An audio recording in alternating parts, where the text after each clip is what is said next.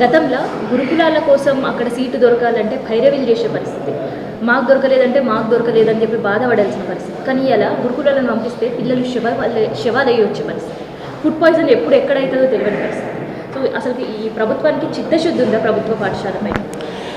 తెలంగాణలో విద్యాపరంగా ముఖ్యంగా బడుగు బలహీన వర్గాలకి విద్య చాలా అందుబాటులో లేకపోవడం, ప్రభుత్వ పాఠశాలల పైన విశ్వసనీయత అనేది ప్రజలకు పోవడం, పేద ప్రజలు ప్రైవేట్ స్కూళ్ళలో చదువుకోలేక చాలా ఇబ్బందులు పడుతున్న సందర్భంలో 2014లో తెలంగాణ వచ్చాక కేసీఆర్ గారు ఈ విషయం పైన తీవ్రంగా ఆలోచించి అనేక మంది మేధావులతో చర్చించి అధికారులతో చర్చించి గురుకుల విద్యకి శ్రీకారం చుట్టారు.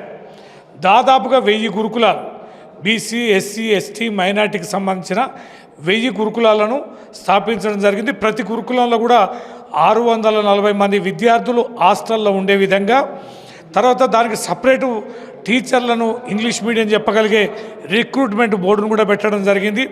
నాణ్యమైన విద్యతో పాటు నాణ్యమైనటువంటి భోజన వసతులను కూడా సమకూర్చడం జరిగింది. యావత్ దేశంలోనే అత్యంత నాణ్యత విద్యను అందిస్తున్న గురుకులాలుగా మన రాష్ట్రంలో పేరు ప్రతిష్టలు వచ్చాయి. లక్షలాది మంది విద్యార్థులు గురుకులాలలో చదువుకొని అనేక ప్రజ్ఞా పాఠవాలు ప్రదర్శించి ఇంజనీర్లుగా, డాక్టర్లుగా, అనేక రంగాలుగా మరి నిష్ణాతులుగా సెటిల్ కావడం అనేది జరిగింది.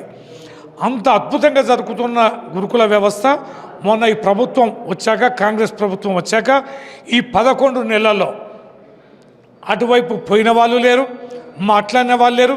మంచినీళ్ళు వస్తున్నాయా, స్థానాలకు అవకాశం ఉన్నాయా లేదా, ఇన్ఫ్రాస్ట్రక్చర్ ఎట్లుంది, టీచర్స్ ఎట్లున్నారు, ఆ మెనూ ఎట్లున్నది, బడ్జెట్ను రిలీజ్ చేయడం, ఆ తర్వాత ఆ వంటలని, ఆహార పదార్థాలన్నీ పరిశీలించకుండా క్రమశిక్షణగా నడుస్తున్నాయా లేదా అనేది చెక్ చేయకుండా మొత్తంగా నిర్వీర్యం కావడం అనేది జరిగింది.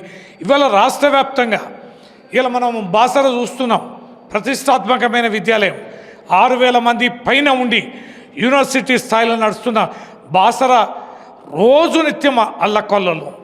ఇవాళ ఏ మండలం పోయినా, ఏ జిల్లాకు పోయినా ఇవాళ గురుకులాలల్లో ఇవాళ విపరీతంగా ఫుడ్ పాయిజన్ కావడం, వామిటింగ్స్ కావడం, తర్వాత పురుగులు రావడం, పిల్లలు ధర్నా చేయడం, గొడవలు చేయడం, హాస్పిటలైజ్ కావడం నిత్యం మనం పేపర్లలో, టీవీలలో చూస్తున్నాం. ఇది చాలా దుర్మార్గమైన విషయం. ప్రభుత్వ పాఠశాలలు కూడా నిర్వీర్యం అయిపోయినాయి.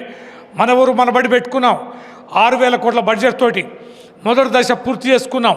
అవి కూడా నిర్వీర్యమైనాయి. రోజు పొరంబోకు మాటలు మాట్లాడుకుంటా, పరిశీలన చేయక, కలెక్టర్లు కూడా సందర్శించకుండా, విద్యాశాఖ అధికారులు సందర్శించకుండా, ఆర్సీఓలని, రీజనల్ కోఆర్డినేటర్స్ని ఎంతోమందిని పెట్టాం. వారు కూడా సందర్శించకుండా అది అవినీతి నిలయాలుగా మారి ఎవరు అనాథల్లాగా నడుస్తున్న గురుకుల వ్యవస్థ ఇవాళ పిల్లలందరూ కూడా టీసీలు తీసుకుని పోయి ఇవాళ ప్రైవేట్ స్కూళ్ళల్లో చేరే దుస్థితికి వచ్చింది. మొన్న 2023కి గురుకుల పాఠశాలలు, 23 తర్వాత గురుకుల పాఠశాలని ఒక్కసారి వీక్షిస్తే కడుపు తరక్కపోద్ది. అంతటి దయనీయమైనటువంటి పరిస్థితి ఇవాళ తెలంగాణలో ఉంది. చిన్న విషయం కాదు, ఇది చాలా తీవ్రమైనటువంటి విషయంగా ప్రజలు పరిగణిస్తున్నారు. ఈ అసమర్థ పాలన పైన ఇంకొకటి, చాలా ఖర్చుతో కూడుకుంది విద్య అనేది. ప్రజలు కూడా చాలా రిలాక్స్ అయ్యారు. చాలామంది పేద పిల్లలకి, ముస్లింలు అయితే అంతకుముందు చదువుకోవడానికి చాలా ఇబ్బంది ఫీల్ అయ్యేది. మైనార్టీ గురుకులాలు పెట్టాక వేలాది మంది ముస్లిం పిల్లలు కూడా, అబ్బాయిలు అమ్మాయిలు అద్భుతమైనటువంటి చదువును చదువుకుంటున్నారు. అవన్నీ కూడా నిర్వీర్యం అయిపోయినాయి. ఇది పేద ప్రజలకి చాలా నష్టాన్ని, అన్యాయాన్ని చేసే చర్యగా చాలా తీవ్రంగా ఉంది. దీనిని బీఆర్ఎస్ పార్టీ తీవ్రంగా ఖండిస్తుంది. తక్షణమే గురుకులాల్ని సందర్శించాలి, విద్యామంత్రి నియామకం జరగాలి, కలెక్టర్లు, అధికారులందరూ కూడా నిత్యం గురుకులాల్ని సందర్శించాలి. వెంటనే కట్టడి చేసి, పరీక్షలు కూడా దగ్గరకు వస్తున్నాయి, ఇంకెంతో దూరం లేదు. మరి మార్చి, ఏప్రిల్లోనే ఎగ్జామ్స్ ఉంటాయి. మరి ఈ సమయంలో ఈ రకంగా విద్యా వ్యవస్థ గాడి తప్పి నడవడం అనేది చాలా తీవ్రమైన విషయంగా బీఆర్ఎస్ పార్టీ పరిగణిస్తూ ఈ ప్రభుత్వాన్ని హెచ్చరిస్తుంది. తక్షణమే దీన్ని సరిదిద్దాలని, మౌలిక వసతులను పరిశీలించి ఏర్పాట్లు చేయాలని, చక్కటి భోజనాలను అందించాలని, ఉపాధ్యాయుల నియామకం కూడా తక్షణమే చేపట్టాలని చెప్పి డిమాండ్ చేస్తుంది.